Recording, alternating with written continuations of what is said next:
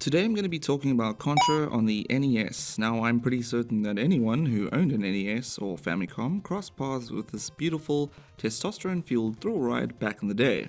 And if that is indeed the case, you'll also know that this game was really, perhaps even if I may be so bold, hilariously difficult.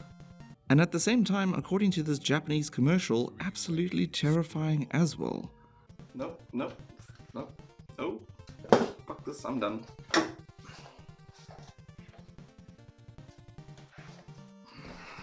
Okay, not really, but still pretty scary though.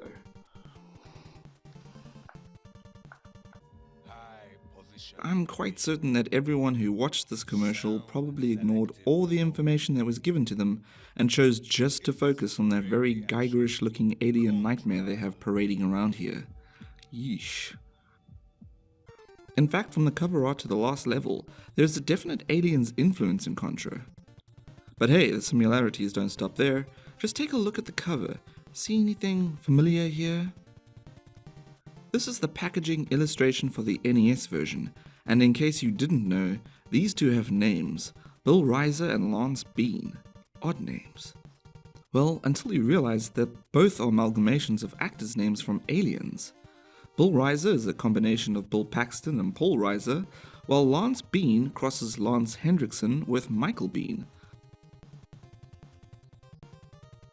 Bill and Lance were drawn by British artist Bob Wakelin, while the background image was reused from the Japanese version. Doesn't take a lot of imagination to work out where Bob got his inspiration from, or the Japanese and their one-of-a-kind xenomorph design lurking in the background there. Yeah, I see you, but you better hope 20th Century Fox doesn't.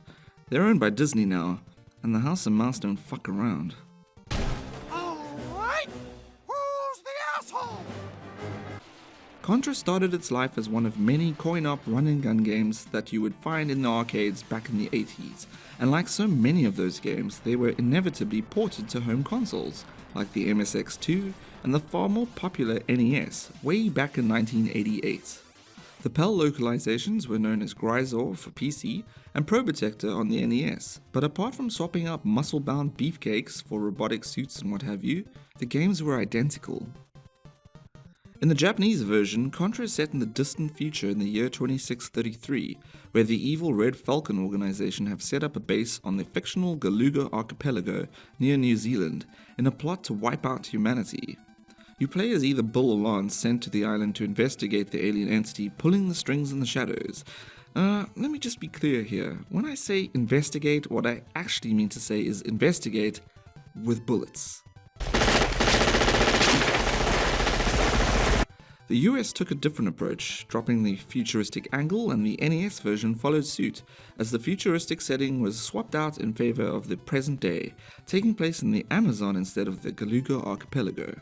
Of course, this is all just pointless bullshit, as the Galuga archipelago is indistinguishable from the Amazon, and all the bad guys and set pieces still look pretty futuristic.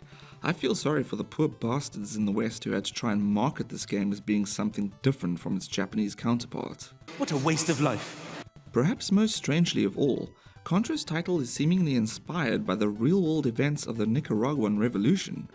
In Nicaragua back then, rebel fighters called Contra Revolution were fighting against the communist Sandinista junta, and regardless of how different regions try to market the game, the notion of guerrilla fighters is clearly steeped in the aesthetic and gameplay throughout. Don't say I never taught you anything. So anyway, now that that's all been established, if you've never played Contra, then you're probably wondering what all the fuss is about. Hey, as a kid, this shit was real, man. Contra put us through such an ordeal that some of us never really left that jungle.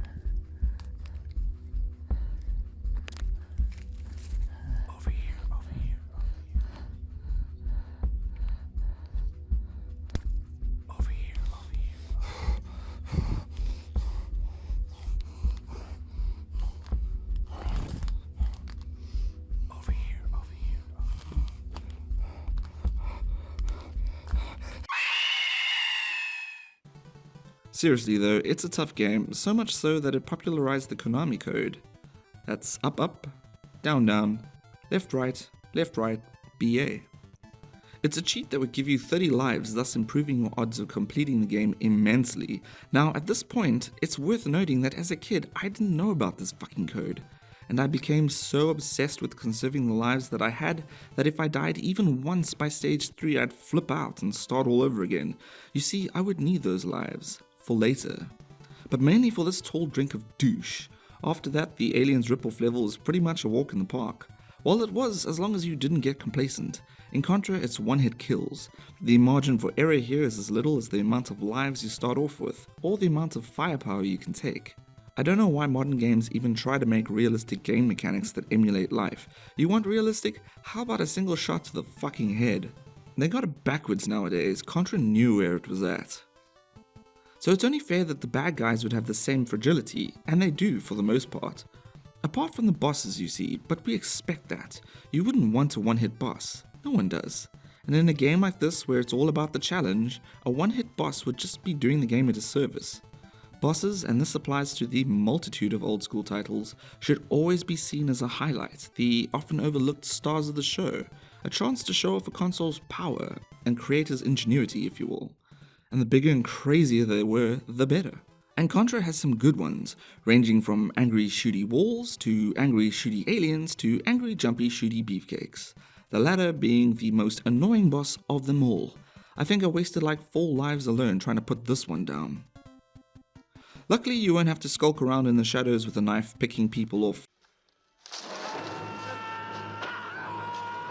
as Contra has plenty of firepower on offer, as each boomstick offers something different.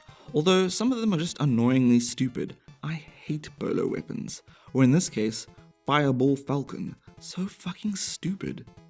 Who would choose this over the Machine Gun Falcon or Spread Gun Falcon? Who? I always liked the spread shot, but I notice now that without turbo, it's not too great. The machine gun is actually where it's at, rapid fire carnage. These weapons are available to you in the form of flying capsules, each with a different symbol, so you don't have to get stuck with that shitty bolo gun, if you don't want to, but sometimes you do anyway. Leaping around trying to avoid death will do that to you. Death or bolo? Well, I choose death. Sometimes you'll get a force field or screen-clearing mass destruction falcon, but those are few and far between. You'll have to rely on your skill and wits for the most part. So while Contra does follow the typical side-scrolling shooter formula, the NES version did an admirable job of recreating the pseudo 3D levels of the arcade. In this case, Defense Zone 2 and 4. It doesn't look like much today, but back in 1988, these perspective shifting levels looked amazing. I like how the manual says Defense Zone 2 and Defense Zone 4 challenge you 3-dimensionally. Hey, life's a challenge, and that's in 3 dimensions. Especially with all this bullshit that's going on now. Fucking hell. Overall, Contra is a great looking title for the NES. Of course, there were limitations to how far they could emulate the arcade version, most noticeably with Bill and Lance, as they no longer have any definable features that separate them from one another, save for a change of pants, and of course the overall aesthetic had to be scaled down to accommodate the NES hardware. But after playing both, the NES version runs best. It's more responsive than its arcade big brother, and overall just more fun, especially co-op. But I think the fact that the arcade version utilized an upright screen, something usually reserved for vertical shooters, is just a little off-putting. It's just too narrow. So if you've never had the opportunity to play Contra and you're wanting to see what all the fuss is about, don't be a fuckknuckle. Don't try hunt down the game on eBay or take some other similar bullshit suggestion that a retro elitist will make. Original copies will set you back $75 or more, and that's before even having to find an original console to fucking play it on. And considering that you can finish the game in around 35 minutes, I'd suggest emulating the game from the comfort of your PC, RetroPie, or whatever modern tool has been made available to you. This will ensure that should Contra be too much for your modern day gaming constitution, you wouldn't have wasted your presumably hard-earned money. Regardless of how you get your hands on it though, is Contra still good today? Why yes indeed it is. Playing it again brought back a rush of nostalgic childhood joy, or pain, depending on how you look at it. But just listen to that sweet 8-bit track. That's some good stuff right there. Ah, nostalgia. Alright, I'm gonna go ahead and finish this bad boy. Thanks for watching, I'll see you guys next time, and as always, keep playing retro.